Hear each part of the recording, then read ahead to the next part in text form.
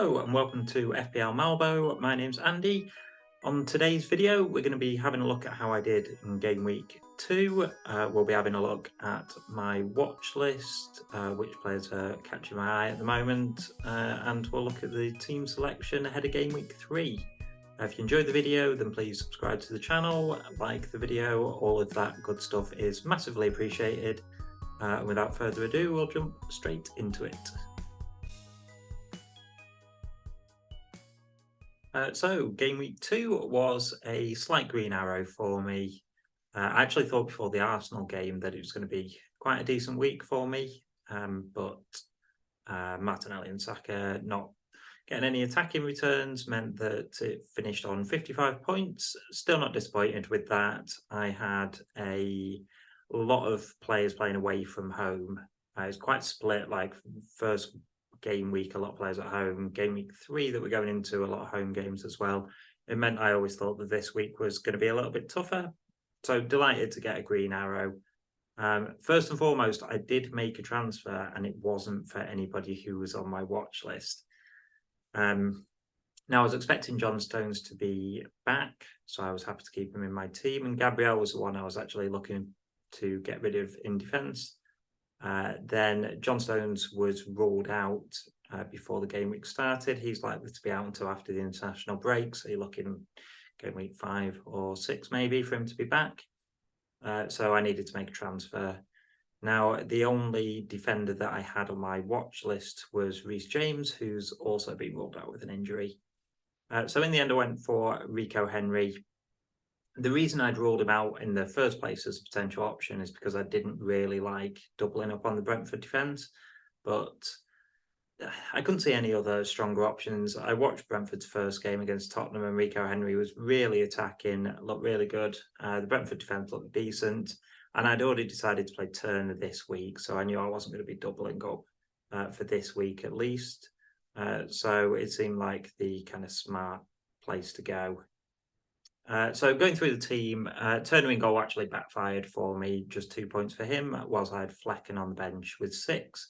I don't tend to worry too much about those. I made the decision, it's a 4-point swing, it's not terrible. Defence was solid, Henry getting a clean sheet for 5 points. Stupinan has just been great so far for me, and I wasn't completely sold on him from the start, but he's been so attacking in a very good Brighton side. Their fixtures are a little mixed over the next few game weeks. I'd like to get my defence into a position where I could bench him occasionally, but I'm certainly going to be holding him for now. And Chilwell, again, I watched the Chelsea game. Chilwell was the same as the week before. He was basically playing as a left winger. He had one of Chelsea's best chances, I think, and there was a kind of pullback, and it kind of went through everybody, and he was back post and missed the finish. But look, I've got Chilwell in there for attacking returns. It's not going to happen every week. Clean sheets are just bonuses for Chelsea defence, I think, at the moment.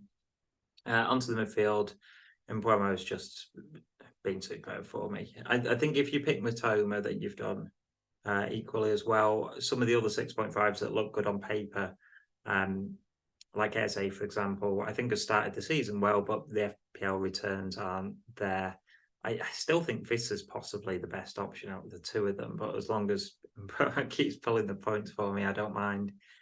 Martinelli and Saka, 3 points apiece. Really disappointing that Saka didn't take the penalty. From what I understand from Arteta, it was the players decided that Saka's not permanently off penalties. I'll talk about it a little more in team selection, but the Arsenal double up in attack, I think I have slight concerns over at the moment. Then I've got Rashford with just 2 points, another disappointing United performance. I'm not going to be transferring him out this week because of the fixture, but yeah, Rashford's on the chopping block for me. Coming up unless he turns it around. I really want to see him play on the left wing. I think he's so much of a better option. And then Maddison completing the midfield. It didn't sound like he created too much, but I still think he's a kind of the most creative attacker in that Tottenham side, and I'm really happy I own him. As you can see, he's yellow flagged. He said it was precautionary, but he obviously left the match in a sort of protective boot. That's pretty worrying. So yeah, we'll have to wait and hear off the press conferences to see if that's going to be an issue going forward. Then onto the forwards. Watkins sounded like he missed quite a few chances, but he's in a Villa attack that's getting plenty of chances, so I'm not going to worry too much about his 1 assist. That's still nice, 5 points. Also off penalties, but that's swings and roundabouts, because whenever Watkins gets a penalty, I'm always worried he's going to miss it for some minus points. So not the end of the world, if I'm honest there. And Haaland actually had a couple of chances. I was at the Man City game, and yeah, Haaland was his usual self, to be honest. Like, fairly quiet, not massively involved. I think there's things he can still improve in his game. We hit him long quite a lot, and his hold-up play wasn't the best. But in terms of in front of goal, he had a couple of chances that he kind of scuffed, and that's a bit unlike him. Not worried about him moving forward. I'd be more worried if he wasn't getting any chances without, Kevin De Bruyne playing with him, but he did. He had chances. It just wasn't his day. As well, this was the week where I thought Salah, like if I owned Haaland and Salah, I would have been captain in Salah. Felt like this was the week that Salah owners could kind of damage non-Salah owners. And I think Salah got 5 points, so 3-point swing. Kind of felt like I got away with it. And I feel, looking at the first 6 fixtures, I probably wouldn't have captained Salah again through any of those weeks. So yeah, I feel like I've got away with the Salah captaincy decision there. Really happy that I've just got Haaland. It means that I can have a stronger team overall. Looking at the bench then, so Gabriel I decided to bench, and it was part of the reasons why I decided to make the Stones transfer, is that I wasn't convinced that he would start. So actually I'm pretty pleased that he came on for 1 point, because he's on my bench, but a lot of people had him in their team. Bayer fortunately didn't need. Ujo didn't need him either, which is good, because neither of them, well, one didn't have a game and one didn't get off the bench. And as I mentioned earlier, Flecken with 6 points, a little disappointing. But to be honest, I'm just happy to see Brentford getting clean sheets, because he's likely to be my first choice keeper for most game weeks. So that's positive for the future, if nothing else. So yeah, 55 points all out. Like I say, very, very, very slight green arrow, but I'm really pleased with the start. And yeah, 1.4 million in bank means that I've got some options moving on to game week 3. So moving on to my watch list, I'm actually going to start with the most attacking player on my watch list and work backwards. I should point out, this is my watch list. It's players specifically to improve my team. There's either better options, I think, out there that I already own. So, for example, if you don't own Chilwell, I'd be looking at getting him in. Like I say, he was still so attacking, even for picking up 1 point in that game week. But yeah, this is just my team, so I'm looking at where I think I have potential issues and who I think can fix them. I think there's 2 types of transfers really that you make. You've got the players that you want to bring in because you think they're just great options and you need to get them into your team. And then you've got those which are kind of, there's somebody you need to remove, and these are the best options to replace them. First on my watch list is Phil Foden, and he's just one I would love to have in my team. Anyone who watched my sort of first draft videos and that sort of thing, I always had Phil Foden in, and it was Kevin De Bruyne coming back from injury that convinced me that it was too much of a rotation risk. Now, with Kev being injured, and honestly, City's strength in depth just looks really, really weak. If you looked at the bench, the only real attacking option that they had last game week against Newcastle was Cole Palmer. I don't think Pep fully trusts him yet, despite the fact that, he's played really well early season. So I think Foden's pretty nailed. They are going to be making transfers. It looks like Jeremy Doku's going to sign this week. He'll probably be available for next game week. But Foden's performance makes me think that he's no one's undroppable, but he's got to be one of the first names on the team sheet. I heard it mentioned that he's sort of one of the best players, on the half turn and in between the lines. And the way that City set up with him kind of nominally on the right, but Walker played really high and wide, and Foden just drifted inside all game. And he's just picking up the ball in those little pockets of space where he absolutely thrives. Yeah, he could have easily had an assist or two for Haaland as well. He was so creative. I had Alvarez on my watch list last week, and Alvarez obviously scored, but out of the two of them, I thought Foden was the one who really shone. And yeah, in attack, they were playing very similar positions, just kind of buzzing around off Haaland. So yeah, I would love to find a way to have him into my team with the fixtures coming up as well. Sheffield United at home, Fulham away, West Ham at home. They're the sort of games that you'd love to have double City attack going into them. And yeah, it's you've always got pet roulette, and yeah, of course it's a risk. But I think if you get the right one at the right time, then they can be just sort of game-breaking players. He's owned by 10% of players. Like, that's bordering on differential. Like, I think that it is worth the risk, and it's probably short-term. He'll probably be out at some point when, you know, Bernardo's back from injury, and if Doku signs and possibly others sign, then you're back to the rotation risk. But for now, yeah, great option. Really like the look of Foden. Two more players that are on my watch list are defenders, and that is because I have Gabriel, who hasn't started either of the first two. So first of all, I've got Wiliam Saliba. It's a very sensible transfer, and it's a very unexciting transfer. I think it depends how risky I want to be.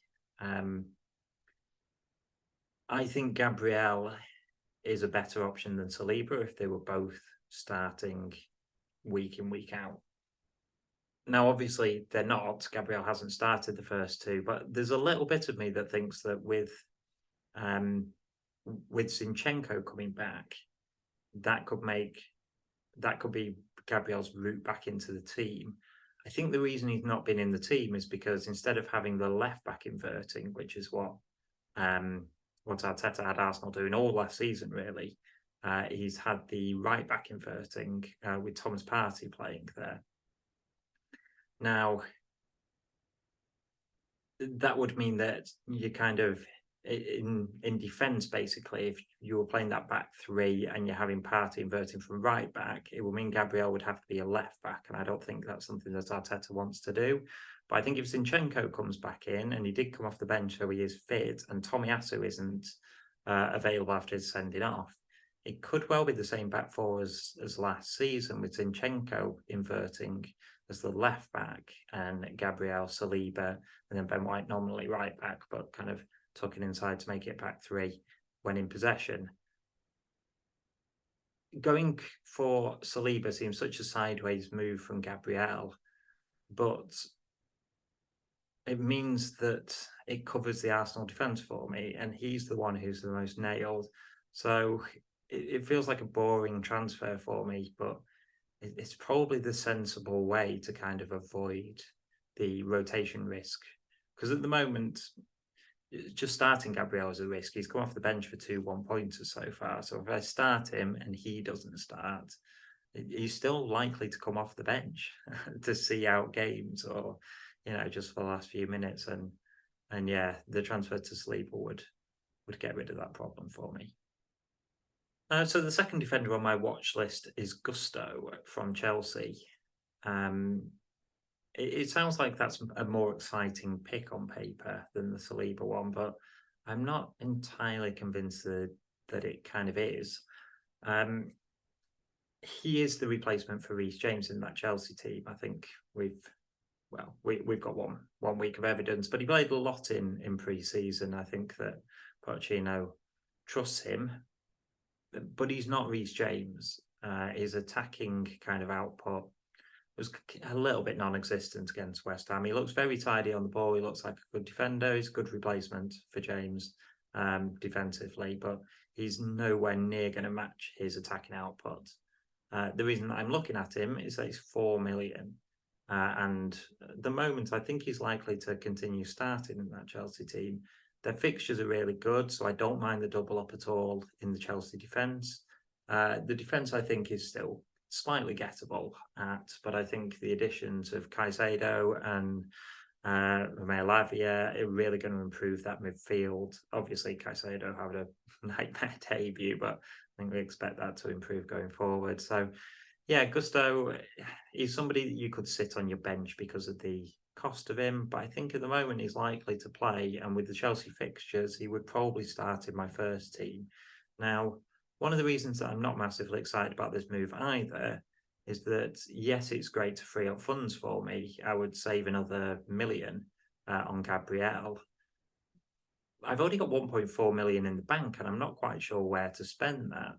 I'm already looking at I want to get Foden in, and there's a good possibility that the player that I bring him in for would be less than the cost of Foden. So I'm just banking more and more money that I'm not quite sure where to spend. So yeah, I like Gusto as an option. I'm not super excited about him as an option. And I'm not sure where to spend that money if I was to save it. So yeah, very on the fence at the moment with both of my defensive replacement options for Gabriel. So let's have a look how my team is looking for game week 3, and then I'll talk you through my potential changes, what I'm kind of thinking in terms of that 1 free transfer that I've got. So Flecken's going to come back in goal. He's got the home fixture and he's got the easier fixture. So yeah, that's kind of set in stone for me. The defence I really like. You've got 3 attacking fullbacks, all playing home fixtures, all playing teams that are, mid-table or lower. Yeah, that Chilwell against Luton fixture in particular, I really like the look of that one. It also means that I'm not bothered about benching Gabriel because my other 3 defenders have such good fixtures.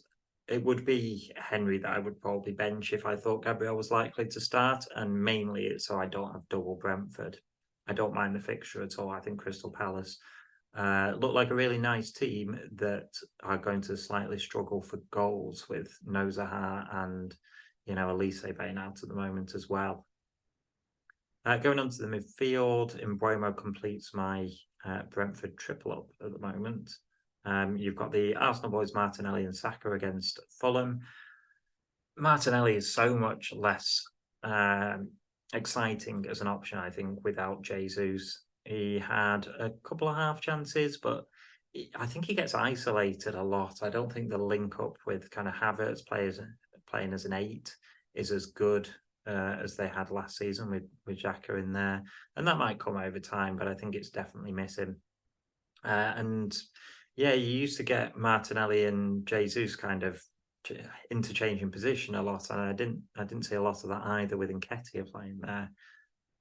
Saka, the thing is Saka creates something out of nothing. I'm still hoping that he's on penalties, even though Odegaard took the last one, because Arteta seemed to suggest that he was in his press conference afterwards, so fingers crossed on that. But Saka I'm happy to own either way. Martinelli is the one that I've got slight question marks about. Now, Marcus Rashford will be in my team. I'm not going to transfer him out before Forest at home, but it's kind of last chance saloon. I was surprised to see Ten Hag pick the same team that struggled so much against Wolves, and I would be surprised to see him do it 3 times in a row. For me, he's got to get Rashford back into his best position. I'm happy to see that a couple of my early calls have worked out, such as not having Bruno Fernandes, who his underlying numbers are still good. He hasn't been terrible the first couple of game weeks, but I said beforehand that his underlying numbers were really good last year, but they only have one player capable of finishing the chances that he creates, and that's Marcus Rashford. And if he's not doing it, then Bruno Fernandes is always going to underperform on his numbers. So yeah, I think I need to look into when Højbjerg's likely to be fit, because that's going to definitely make a difference, because it'll get Rashford back on the left. And yeah, I want 1 more game week's worth of information before committing to selling Rashford, but he definitely has the potential to go out for Foden next week. And finally, James Maddison. Really excited to own James Maddison. I think he's got some holes in him early season. Tottenham have played their 2 hardest matches, really, and have a real nice run of form. Run of games coming now, but of course Maddison's flagged. If Maddison is out, I think the most likely thing I'm going to do is swap Maddison for Foden. If Maddison is out for 1 week, I would potentially look at benching him. But it would have to be for Gabriel, really. And I'd have to be convinced that Gabriel's going to come back into the team. I'm not sure how I'm going to be convinced of that unless Arteta, just lays it out in his press conference, which is unlikely. So yeah, waiting to hear on the Maddison news, but it's a real shame because I really like the look of him in my FPL team. Forwards, Watkins, he's done what I said he would do, where he's just a sort of steady Eddie, really. He's pitched in, and hopefully he can keep doing that against Burnley. And Haaland will keep the captaincy. Sheffield United, nice fixture, you would say. One really to target. Hopefully he can get big returns in that.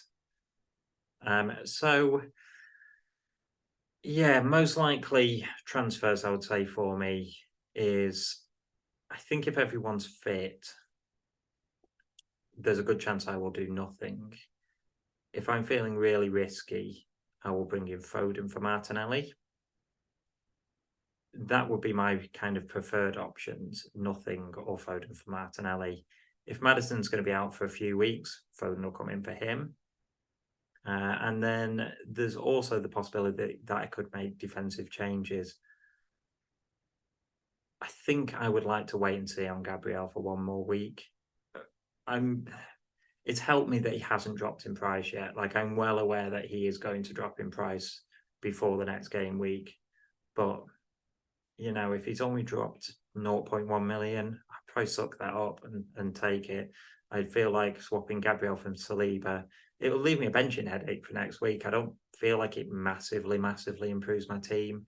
And yeah, I feel like that transfer can be spent better elsewhere. It's definitely nothing that I'd consider a -4 for.